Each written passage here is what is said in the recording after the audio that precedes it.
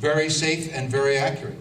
And we can see the function of the brain in the living individual without harm using functional MRI and so-called PET scans, positron emission tomography, but there an isotope is used to oxygen, glucose, or some other element. The nervous system from birth is uniquely fitted for music. Within 6 months of age, studies done, and these are cross-cultural. The ones we're showing later on will be Western music only. Children, newborn babies, and by 6 months can distinguish and respond differentially to pitch, loudness, timbre. And they can recognize melodies. If we do this melody,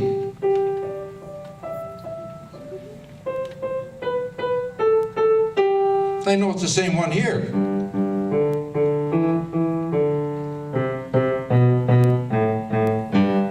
So even though a different pitch, the child knows, hey, that's the same tune. They can recognize changes in tempo.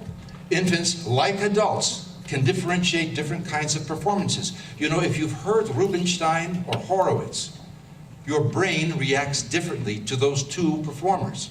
And studies have been done of people listening to different great masters at the keyboard and other instruments, and the response to the same tune or music being played by two different professionals is different. Pitch contour, the shape of the sound, for the child reacts to a mother's voice this way. It's the same with regards to musical tones. There is something too about the organization of music. We as humans ought to make something right about that, a perfect fourth and fifth, an octave, but something ain't kosher here. There's a difference, and that difference is already detected by 6 months of age without there being any musical instruction. That the temporal order of sound in music is more regulated, and this child recognizes it more readily than if it is syncopated. And the same right-left ear advantage for language and music that we have as adults is present in 6 months old. And this diagram just shows, on the left, a perfect fourth, on the right, the perfect fifth, and in the middle, the tritone that doesn't make any musical sense. I want you now to think in your mind of a song. It could be Happy Birthday, it could be White Christmas. Think of a song that you know. Then look at this slide. This slide shows you what your brain is doing as you recreate in your mind a musical tune. And it's on the right side of the brain. We're looking, top is the front part of the brain, bottom the bottom, left is left, right is right. And in the right side of the nervous system, in the front, in the temporal lobe, on the inside part of the brain, all three areas are being activated when you imagine a tune. Now there are some people who say they can't recognize melodies. They're telling the truth. They may not be very frequent, but tone deafness does occur. In science, they're referred to as congenital amusics. These bar graphs show that between them and the general population to environmental sounds, like traffic sounds, or lyrics, as someone is doing lyrics to a song as words, they are no different. But when exposed to tunes, they cannot discriminate tunes anywhere near what the general population does. It is the way they are wired. It is a trait that they are born with. Ramón y Cajal was a distinguished Spanish neuroanatomist, and he speculated in the early 20th century that the brain would change as the musician was mastering an instrument. And here he gives the example of a pianist. And he was so right. And now in the 21st century, we know that he is right.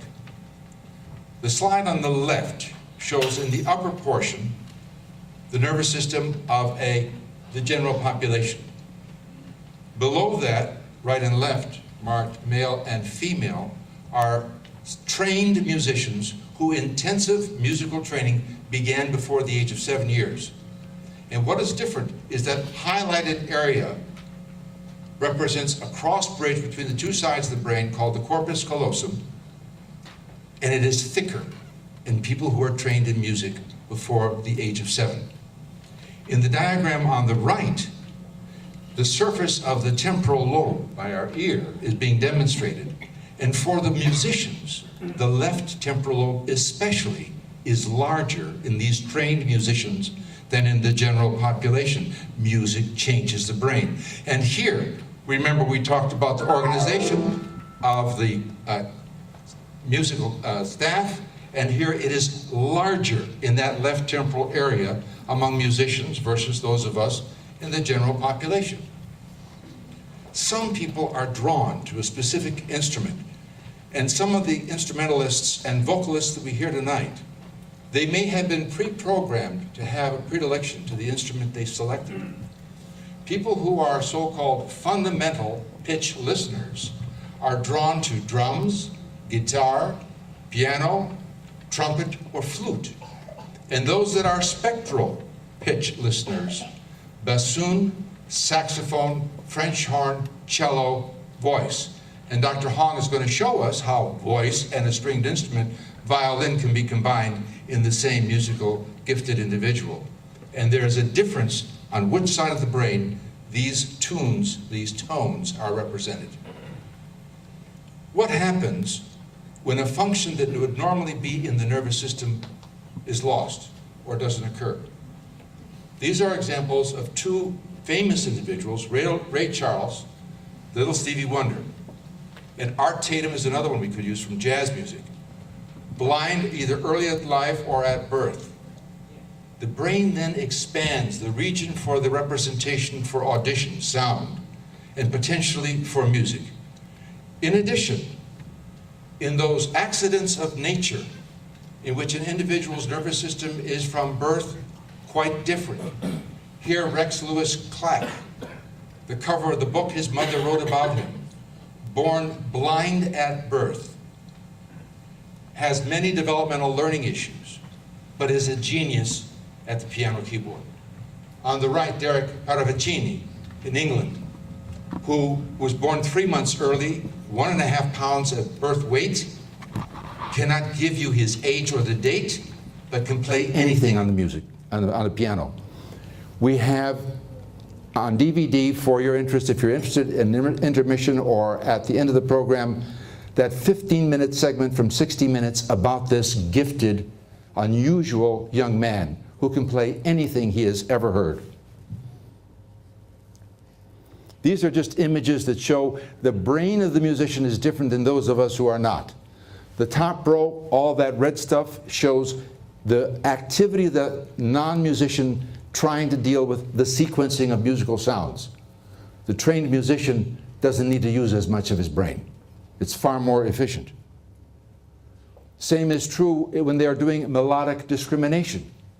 Non-musicians versus musicians. Much more efficient in the musician's brain. Or here, a spectral temporal processing kind of task. And all of it done on the left for the trained musician, right and left in the non-musician. We give a trained musician the task.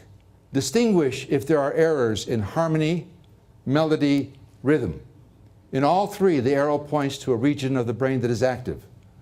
But in all three, the rest of the brain has a different response. So different parts of our brains are going to be activated as we listen to our colleagues perform this evening. And this just shows that in the non-musician, you're more apt to have one side, the right side of the brain active, whereas the musician will be active on both. Now, does it make a difference when we're listening